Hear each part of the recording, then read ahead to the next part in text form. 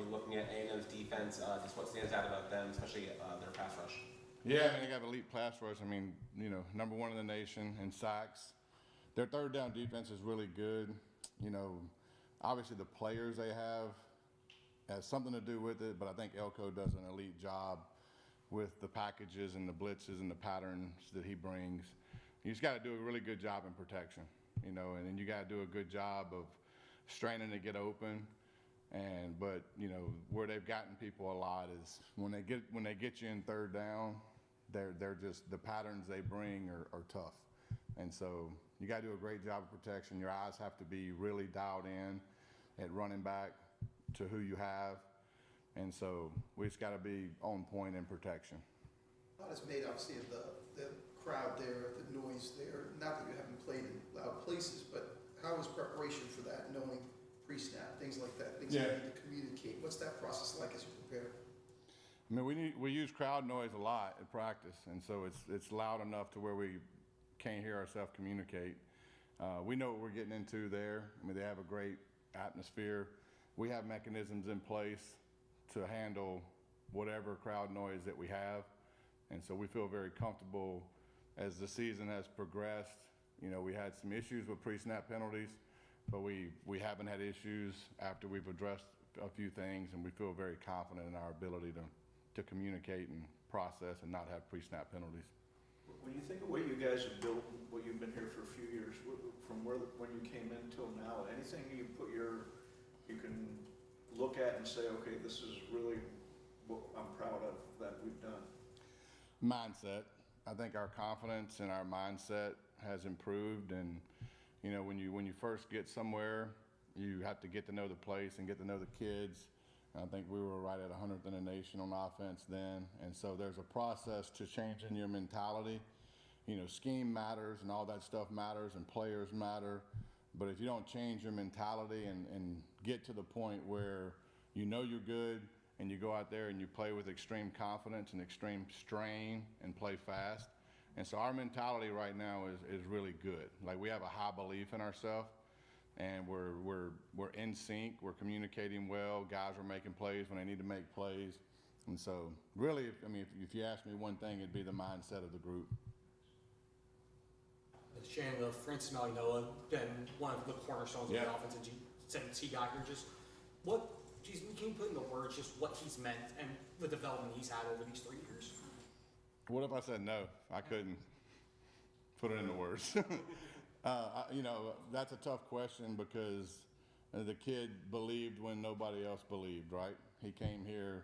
Everybody knows when he came here, it wasn't necessarily where it's at right now. So you got to give a lot of credit to guys that can see before they believe, right? And so, or believe before they see. And so, and his character is so steady. I mean, his ability is obviously what it is, but his character and his leadership are what puts him over the top. He's just a phenomenal kid to be around. And so he's been steady. Caught a touchdown pass this year, which I was happy for him. And so it's been an awesome dude. From an aggressiveness standpoint, is this the most aggressive defense you think you'll go against so far this year? Their approach? Yeah, on third downs probably. I do think that there's been a couple teams that's had pretty good third down plans. Typically, D coordinators put a lot of emphasis on third down because that's the last play of the drive. So you're always going to see some creative stuff on third downs. But yeah, they're super aggressive and they're going to bring pressure from a lot of different angles.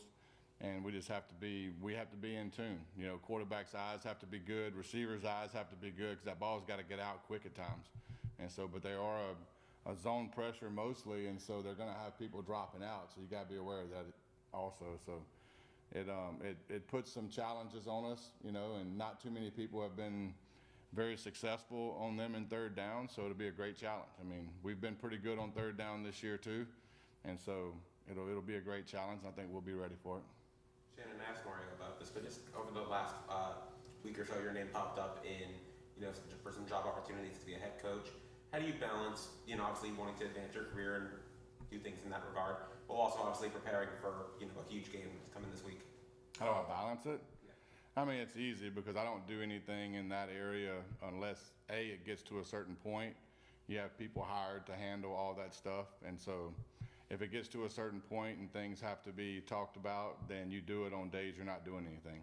It's very simple. It's not complicated. I mean, our calendars is challenging because everything kind of merges together at the end. And so, but my focus is on one thing. And so I have people in my life that take care of that. And, you know, if it gets to the point where I have to address it, it gets addressed in times where I'm not doing anything here, because this trumps anything that would ever come in that world. You mentioned the eyes of the quarterback and the spots, and obviously having Carson and his experience. How much do you lean on that? How much falls on him in these moments where you're going to have a big third down, you're going to have all the things that come with a game like this? You know, a ton. I mean, you know, when you're the quarterback and you have a challenge ahead like we have with their defense, I mean, you got to be poised in the pocket. There's going to be some major bullets flying around you, so poise is crucial. Pocket awareness, poise. He's been in big games. You know, this is nothing that he hasn't been in, and so I do think that matters. And so his poise is going to be, you know, basically contagious through the whole group. And so, you know, yeah, I do think that it's going to go, look, at some point both teams are going to come to a situation where it's going to be a crucial time in the game and we got to make a play. And it's no different on their side. And so the team that makes that play is probably going to win the game. And so, and your players, your best players have to be their best in those times. And so he's very aware of that. You made me think of your mindset being the thing. How do you change it? How do you change a mindset? Certainly not overnight, but what would you do? I think it's very simple. Mentality is caught, not taught. And so does that make sense? And so people try to create these formulas about, you know, positive attitude, belief, and all that. Ultimately, it's not taught. People try to teach it. There's no teaching, it's caught. And so I have to be the one that is the example first. And then hopefully my attitude and my belief is worth catching. And if I can get 2 or 3 other guys to believe, then their attitude becomes worth catching. And so it's very contagious. You know, sadly, so is a bad one, right? And so I think the baseline of being very consistent every day with your attitude is the most important. You know, there's no magic formula, there's no magic play, there's no magic scheme. A lot of teams are doing very similar stuff, right? And so the people that do it the best will ultimately win the games. It's no different with the mindset. So if you're sitting there looking at a mindset of a group and you want to change it, then first of all, your attitude has to be worth catching. And if it isn't, then you don't have a chance. And so then ultimately the best players in the room and the best leaders in the room start influencing the people around them. And that's all leadership is. Leadership is influence. And so you don't have to be a starter or a great player to influence somebody. You can influence the guy beside you by being nice to him or being a certain way to him. That's going to change his day, and that's going to change his outset. And so the more I can get individual people to grasp on to the fact that they're inspiring the people around them in their circle, because everybody's got different little pods of circles, right? So if I can get people injected into those circles that have attitudes worth catching, and then the whole group can catch it. That's a long answer to a short question. Shannon, with Malachi, where do you think the biggest strides he's made as the season has gone on to where he's at, the way he's playing right now? Where do you think it is? I don't know if it's anything about him. He's been the same person since the beginning, but I do think that having an understanding that the kid should be in high school still, you know, so if you go back and look at how the season has progressed, there's a journey, right? And if you let that journey just play out, you know, we're sitting there through camp and this kid's making plays every day at practice. And so you're like, in your mind, you're like, man, this kid's got a chance to be special. But ultimately, practice doesn't matter. You guys aren't out there, you know, they don't have 80,000 people come watch practice. So ultimately, you have to do it in the game. And so I was hoping that, you know, he would carry that ability over to a game and the game wouldn't be, quote unquote, too big for him, right? Because sometimes you see that with young guys. They'll have great practices and they don't necessarily translate to a game until later in their career. Does that make sense? So with him, the hope was like, hey, I hope this translates into a game. And then it was pretty obvious in the first game that he made plays, and the game was not too big for him. And so he just kept stacking games and stacking games. Now then, it became a process of like, hey, this kid can do a lot more. So let's push the limits of what we can do with him. So then it started becoming, hey, let's have a, wild Mally Cat package for him, and so, because the kid can throw. And not only can he throw, he can like read a progression. Like the first guy doesn't have to be open for him to go and throw it to the next guy. And so his capacity is just different, it's unique. And so I'm just trying to push the limits of what he can handle through the course of a game. And so we do a lot of different things with him. And that's just gonna continue as his career goes. I mean, it's been a building block of every week leading, through the season. And you can see how it's kind of gone lately over the past month and a half. It's just been more and more and more.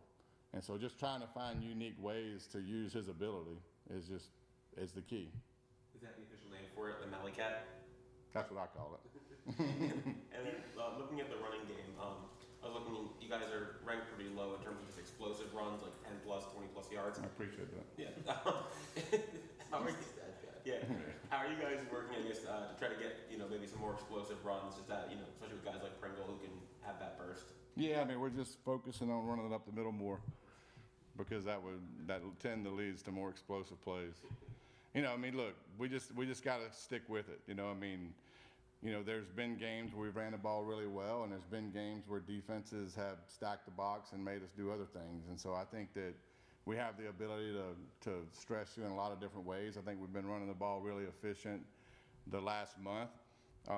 And we have people that can be explosive with the ball, so I don't view it probably like you view it, but ultimately I get sometimes stats don't paint all the picture, and so we've been pretty efficient in the run game. Now I would like to be more explosive, yes, and I think that's coming. I want to ask about a stat. What's that?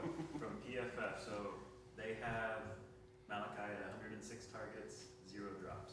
Really? Have you ever seen that?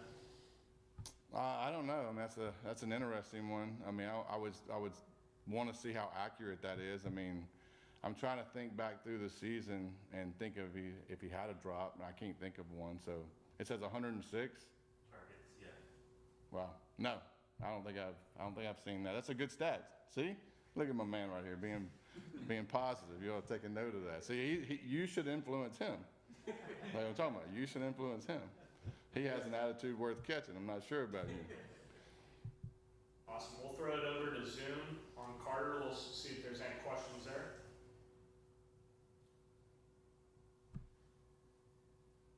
Okay, we're all good. Awesome. Thank you, Appreciate Coach it, guys. Dawson. Appreciate it. And the Virginia Tech game, right, where like the run, we did have a 20-yard loss in that game too.